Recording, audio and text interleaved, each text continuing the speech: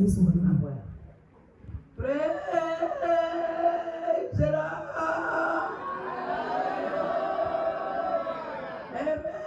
Amen.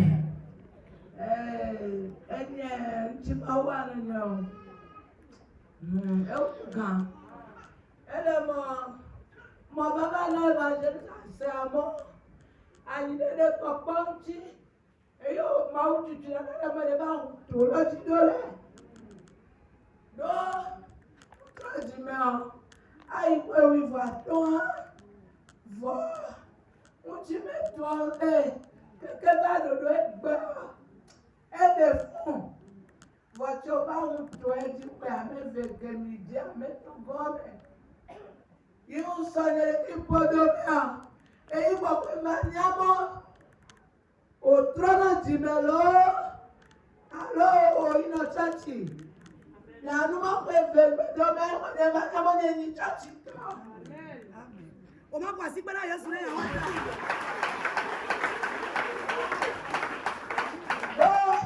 On tient. Megawa introduction et dernier niveau du nom gaga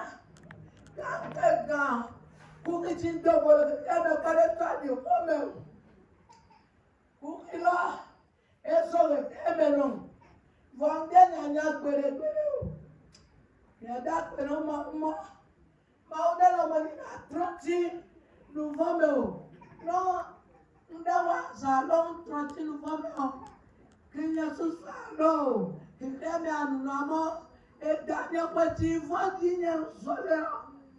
Eyina yentrochi enuvome. Nyaka nsamo ikule chachi me. Fakwane ye chachi aye o. Yada kuna maudo dota. Taro, uchini vevitana nuo. Dodi chema jesu mundoleo. Mais jamais dernièrement, maman pourri, mais si on a péché quand tu le travail bon, il y a un péché bon, on doit péché vous dire donner, mais jamais d'autres un péché on a de compagnie. Voici le cantina que nous cœur, mais on est donc évangéliste.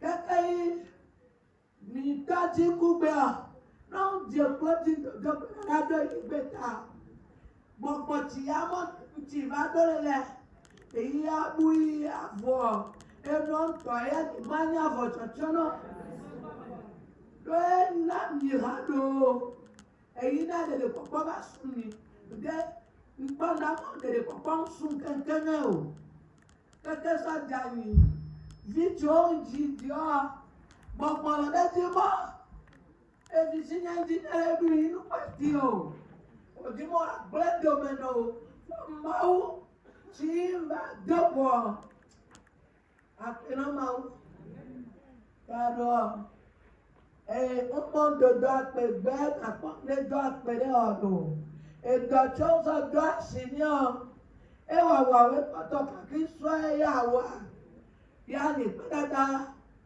Ya debe mkeke Amerika kayo nono ya jagono keke pena takpe wala na nikla esoti mi va gbedora fún pa iba imanyo ma unu nono pele sonu ha aba so de gbe fale ku vibe ne wa de doja iko ta eyi mva we troe iba inu mama mo Nde dona pegbere mo na ba do apelo na bo na ba do apelo ma ututu mo yele lu fikana mo asegbe anamo yede ani be ani vio be ani sugbelo ole yira la pesame ira do la o ado sa Hallelujah. Amen. Mama be jibe ya da pe na ma o be yeto àwọn ogare I'm going to go to Jesse. I don't know. You don't know. God, you can never call you. Why you call you? Penade when you ya. You man ya mouse was so. You tell your mother to go. You in a church ya bona. Okay, Mama, me about go up a bear. To be no crime in your me.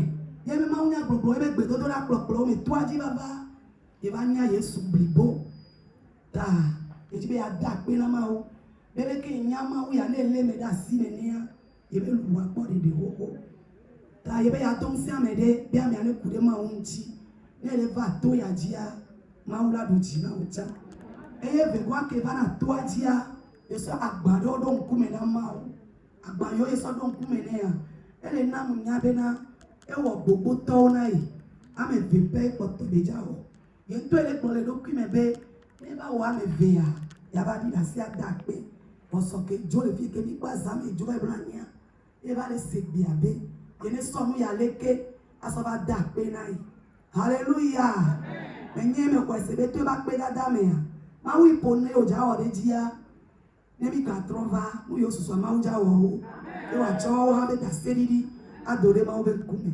amen. Amen. Amen. Notre chère maman veut dire merci à Dieu. Elle remercie Dieu pour la vie de l'homme de Dieu. Elle dit aussi que c'est à cause de son salut que Dieu a envoyé l'homme de Dieu dans ce milieu. Que tel que la parole de Dieu dit, que Jésus a demandé à tous ceux qui ont soif de venir à lui. Et il va leur donner de l'eau à boire, que l'eau vive est ici. Tous ceux qui ont soif n'ont qu'à venir dans ce camp et ils vont boire de l'eau vive. Elle dit que c'est par le ministère de l'homme de Dieu qu'elle a compris que dire ou bien être sauvé, ce n'est pas être ami de l'Église. Qu'elle a compris finalement et elle a donné totalement sa vie à Christ. Car son papa fut un grand féticheur du milieu. Et tout ce qu'elle avait traversé, les situations dans lesquelles elle était, au point où les esprits, les forces des ténèbres ne la permettaient même pas de jouir de ses enfants, quand elle a commencé par venir ici, le Seigneur a fait tellement de merveilles dans sa vie. Elle a dit aussi qu'elle a plusieurs choses qu'elle a demandé à Dieu et Dieu a commencé par les accomplir. Et ça reste des choses qu'elle espère encore dans la main de Dieu avant de venir témoigner.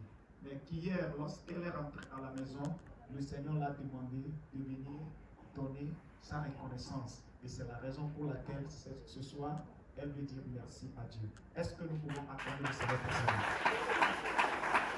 Est-ce que c'est l'acclamation pour Jésus?